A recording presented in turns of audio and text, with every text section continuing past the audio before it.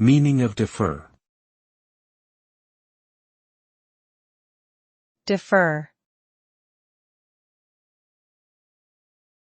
Defer. Defer. Defer.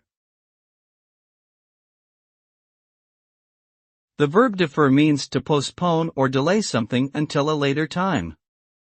When you defer something, you are essentially putting it off until a later date or time. Deferring can be intentional or unintentional, and can depend on external factors such as weather, technology, or human behavior.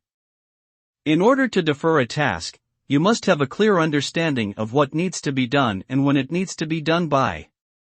By deferring tasks, you can prioritize your workload and avoid overcommitting yourself.